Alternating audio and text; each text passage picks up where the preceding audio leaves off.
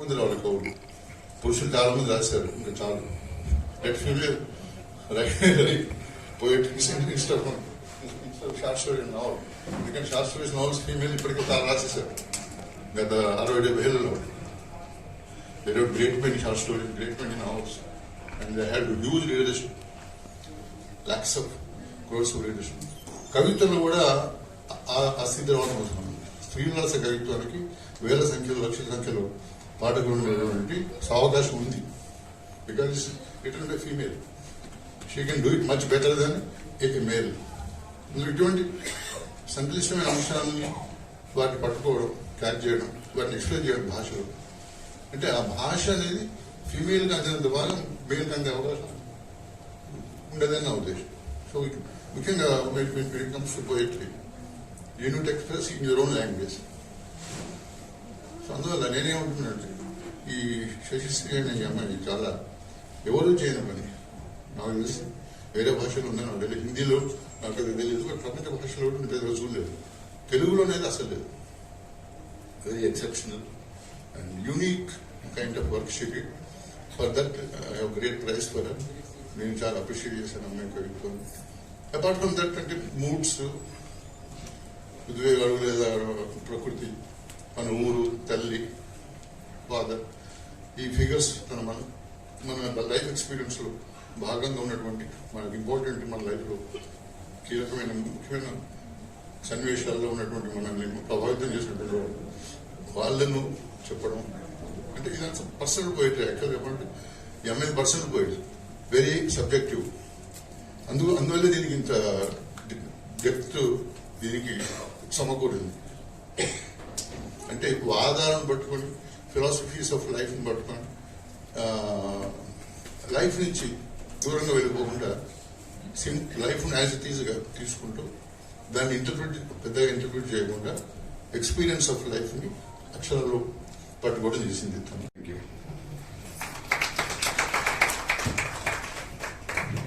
ధన్యవాదాలు సార్. మనసులో భావాలని యథాతథంగా ఆవిష్కరించారు కవిత్వ రూపంలో అని చెప్పారు. Thank you sir very much. అయితే స్త్రీవాద కవిత్వం లేదు అనలేదు, ఎందుకంటే ఈ మధ్య వస్తున్నటువంటి కవితలు స్త్రీలకు సంబంధించినటువంటి అంశాలను కూడా పురుషులు ఎక్కువ రాసేస్తున్నారు. ఈ మధ్య మనం విరివిగా యంగ్స్టర్స్ రాస్తున్న కవితలు అలాంటప్పుడు స్త్రీ ఎప్పటికప్పుడు పెయిన్ అనేది కొత్త రూపాన్ని సంతరించుకుంటూ ఉంటుంది. అది పెయిన్ అనేది ఆగిపోవడం అనేది జరగదు. బాధ అనేది పురుషుల్లో ఉంటుంది, స్త్రీల్లో ఉంటుంది. జెండర్ సంబంధించిన సపరేషన్స్ కూడా ఉంటాయి. అమ్మాయిలు కంటి కోసం నుంచి రాకుండా జాగ్రత్త పడతారు. అదే చోట అదే మనిషి. తనలాంటి పాలముద్రలే దొరికితే ధైర్యం చేజిక్కించుకోవాలనో, వైరుధ్యాల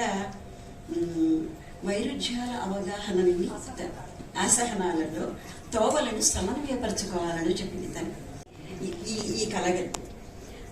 తర్వాత ఇంకొక కవితలు వేరొక చోట తను మనసు డస్ట్బిన్, శిథిలాన్ని లాగి పారేసే వ్యాక్యూమ్ క్లీనరీ లేదు అన్నారు. ఈ ఒక్క చోట నేను కొంచెం విభేదిస్తూ అనుకున్నాను. ఏమనంటే మనసు చెత్తకుండి, అయితే అదే మనం సంకల్పిస్తే అదే వ్యాక్యూమ్ క్లీనర్, అదే తొలగింపు యంత్రం అవుతుంది అనుకున్నాను. ఇంకా మన తల్లులు కూడా చేస్తుంది. సంప్రదాయం చాటున తనలో తాను బందీ అవ్వకపోవచ్చు ఇప్పుడు పిల్లలు, కానీ బాధ్యతలకు శరీరాన్ని, మనసుని, మేధని అన్నింటినీ అంకితం చేస్తున్నారు ఇప్పటి 30 ఉన్న పిల్లలు కూడా. ఆలోచనలను తెరిచి ఆకాశానికి నిచ్చెన వేసింది, చీకట్ల నుంచి నిలిచిన విజేత అయింది. ముఖ్య పాత్ర వహించాయి. కవిత్వానికి మరింత విలువని, మరింత సానపెట్టిన ధనాన్ని ఆ కవిత్వానికి ఆపాదించడంలో శివాజీ గారి బొమ్మలు చాలా బాగున్నాయి. కవర్ పేజీ వేసిన అతను కూడా చాలా భావాత్మకంగా ఒక మనిషిలో ఇన్ని ముఖాలు, ఇన్ని భావాలు ఉంటాయనేది చాలా సజెస్టివ్గా నేను అనుకున్నా. చిత్రలేఖనం గురించి నాకు అంటే తెలియదు. మనం ఇంత మంచి పుస్తకాన్ని, ఇంత మంచి కవిత్వాన్ని వెలువరించిన ఒక భవిష్యత్ ఆశలలో ఒకరైన శశిశ్రీకి అభినందనలు. శుభ ఆయన ఈ పుస్తకానికి శశిశ్రీ గారు అడగడం వల్ల ఆయన చేసి ఇచ్చారని చెప్తున్నారు శివాజీ గారు. వాస్తవానికి నిర్మల్ గారు మాట్లాడుతూ ఆ పోయమ్స్ అన్నింటినీ ఒక క్రమ పద్ధతిలో బాగా అమర్చారన్న మాట చెప్పారు. అది వాస్తవం. అలాగే కవితలన్నింటినీ ఎలా అయితే ఒక లైన్ బై లైన్ పెట్టారో, కవిత లోపల కూడా తను రాసినటువంటి కవిత్వం ఎక్కడ పదాన్ని, ఎక్కడ ఆ వాక్యాన్ని కట్ చేయాలి అక్కడికి ఆపేయటం వల్ల ఆ కవిత ఇంకా ఎక్కువగా మనకి అర్థమవుతుంది. బహుశా తనకి సంగీతంలో ఉన్నటువంటి స్వరజ్ఞానాలు అవన్నీ బహుశా తన కవిత్వం ఈ శైలిని తనకంటూ కొత్త శైలిని నిర్మించుకోవడానికి కూడా దోహదపడిందేమో అని అనుకుంటాను. ఒక లైన్ చెప్తాను. కృత్రిమత్వం కూడా బాగానే ఉంటుంది, కాస్మెటిక్ సర్జరీలో మెరుగులు దిద్దుకున్న ముఖంలా. వాస్తవానికి అదే ఇంకొక వేరే నాకు లాంటి కవి ఎవరైనా రాసింటే దానికి ఇంకో 4 లైన్లు యాడ్ చేస్తారు. ఎందుకంటే అక్కడికి దాన్ని వదలటం ఇష్టం ఉండదు. ఎందుకు చెప్తలేను, పాటకి కవిత్వానికి చాలా దగ్గర సంబంధం ఉంటుంది. నాకు తెలిసి ఎంతమంది వ్యతిరేకించినా ఏం చేసినా కవి కనీసం లోపల మనసులో పాడలేని పరిస్థితిలో ఉన్నప్పుడైనా అలా పాటను తన్మయంతో ఊగుతూ పునశ్చరణ చేసుకుంటూ పోకపోతే అతను కవి కానీ. మేడం ఇంట్లో అవ్వట్లేదు, నేను సంగీతం మానేస్తాను అని. అలాగే మా నాన్నగారు కూడా చెప్తూ ఉండేదాన్ని, నాన్న నేను రాయటం అవ్వదము, నా వల్ల ఏ పని కాదము కవిత్వం రాయటం అని. అలా ఇద్దరికి చెప్తూ ఉంటే వాళ్ళు నన్ను ప్రోత్సహిస్తూ ఉండేవాళ్ళు. అలా నేను కంటిన్యూ చేస్తూ 2019లో నా మ్యూజిక్లో డిప్లొమా కంప్లీట్ చేశాను. సభకు విచ్చేసిన సాహితీ మిత్రులకి బంధువులకి ఆప్తులకి అందరికీ ధన్యవాదాలు. Thank you so much.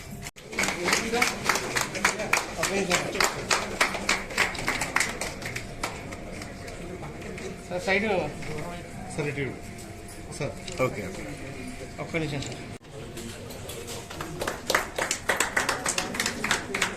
Sir ఇటు చూడండి, పట్టుకోండి మీరు ఇటు చూడండి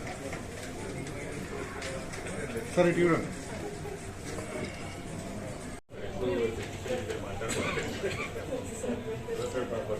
మేడం రండి.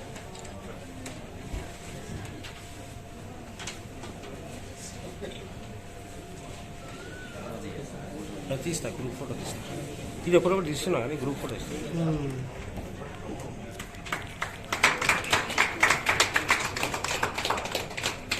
సార్ ఇటు చూడండి. Okay sir.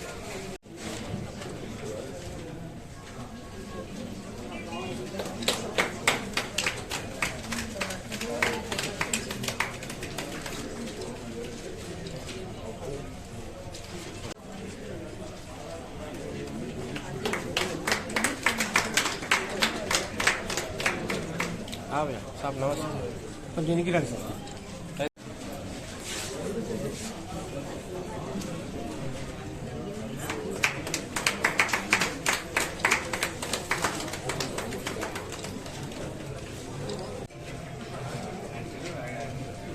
చూడండి మేడం చాలా లేదమ్మా.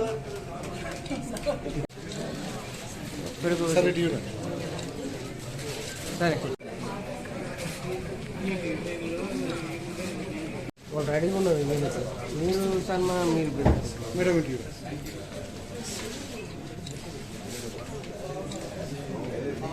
Okay madam.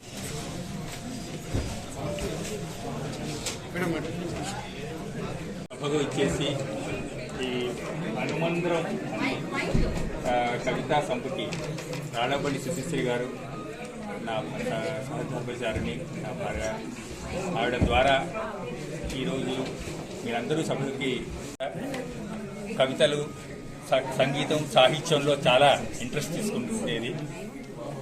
పెళ్ళైన తర్వాత కూడా తను చాలా డిఫరెంట్ రోల్స్ని చాలా సక్సెస్ఫుల్గా ప్లే చేసింది. ఒక మదర్ కింద పిల్లల్ని నర్చర్ చేయడం కానీ, తర్వాత తన ఇంట్రెస్ట్ అయిన సాహిత్యం కానీ, సంగీతం కానీ, దానిలో ఉన్న ఫ్యామిలీ కార్యక్రమాలు చేసుకుంటూ దాంతోపాటు తను ఈ కళలను కూడా చాలా ఇంట్రెస్ట్ తీసుకుని చాలా శ్రమపడి దాన్ని సాధించింది. ఈరోజు చాలా గర్వంగా ఉంది. తను ఇంతమంది వక్తలు, కవులు శశిశ్రీ గురించి తను రాసిన కవితల గురించి దాన్ని చాలా చక్కగా విశ్లేషించారు.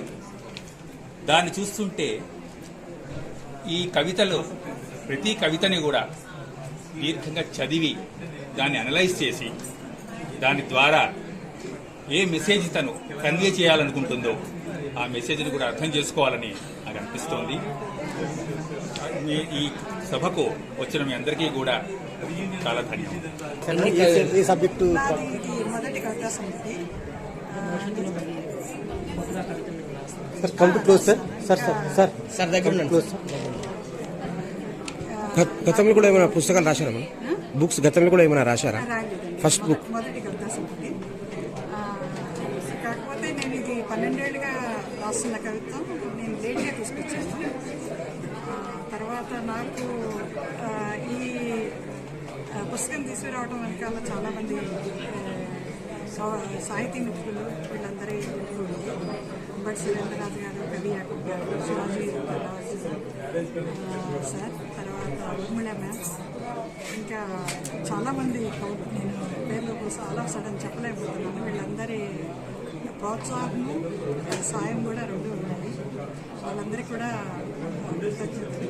ఈ ప్రోత్సాహంతోనే నేను ఇంకా ఈ సాహితీ రంగంలో కంటిన్యూ అవుతానని చెప్తున్నాను. Super. Thank you so much. ఎలాంటి మెసేజ్ ఇవ్వబోతున్నారు? మీరు ఫస్ట్ టైం చేస్తున్నారు కదా, మీ సంతోషం, మీ ఫీలింగ్ చెప్పండి మేడం. నిజానికి కవిత్వం మొదటి సంపుటి తీసుకురావటం అంటే చాలా హ్యాపీగానే అనిపిస్తుంది. ఎందుకంటే అప్పటిదాకా మనం రాసిన రకరకాల కవితలు పుస్తక రూపంలో చూసుకోవటం అనేది చాలా ఆనందకరమైన విషయము. తర్వాత అందులో ఈ రవీంద్రభారతిలో చేసుకోవటం, కొంతమంది సాహితీ మిత్రులు, ఫ్రెండ్స్, తర్వాత బంధువులు అందరూ వచ్చి చేసుకోవటం అనేది చాలా హ్యాపీగా ఉంది. ఎలాంటి మెసేజ్? మీ తల్లిదండ్రులు సపోర్ట్ ఇవ్వాలి కదా. డెఫినెట్గా ఈ కవిత్వం రాయటం అనేది మా నాన్నగారు నుండి వచ్చింది. తర్వాత మా తమ్ముడు, మా అక్క, మా మావయ్య గారు, మా వారికి కవిత్వంతో సంబంధం లేదు, అయినా కూడా చాలా ఎంకరేజ్ చేస్తూ ఉంటారు. ఇట్లా ఇంట్లో వాళ్ళ సపోర్ట్ కూడా నాకు చాలా. మేడం, కవిత్వం మీద అమ్మవారికి అమ్మ ఎక్కువ సపోర్ట్ చేస్తారా, డాడీ ఎక్కువ సపోర్ట్? డాడీనే సపోర్ట్ చేశారు. డాడీ మా నాన్నగారు పచ్చ కవిత్వం రాసేవారు. సో మా నాన్నగారు నేను కవిత్వం రాయాలి అంటే ఆయన కోరుకొచ్చింది కాబట్టి కవిత్వం రాయాలని కోరుకుంటూ ఉండేవారు. బుక్ ద్వారా ఎలాంటి మెసేజ్ ఇవ్వబోతున్నారు? సంగీతంలో నేను డిప్లొమా చేశానండి. 2019లో నేను డిప్లొమా చేశాను. లావణ్యలత గారు కోటి మ్యూజిక్ కాలేజ్లో లావణ్యలత గారు మా మ్యూజిక్ టీచర్. మేడం, మీ ఫస్ట్ బుక్ లాంచ్కి డెఫినెట్గానండి ఇచ్చిన ప్రోత్సాహం నాకు చాలా బలాన్ని ఇచ్చింది. ఇంకా రాయాలి అనే ఉత్సాహాన్ని ఇచ్చింది. సో డెఫినెట్గా thank you madam. Congrats madam. उन्होंने ऐसे में बिल लेकिन ऐसे में बिल लिया हो इंग्लिश में तो वर्ड बोलना समझे नहीं उन्होंने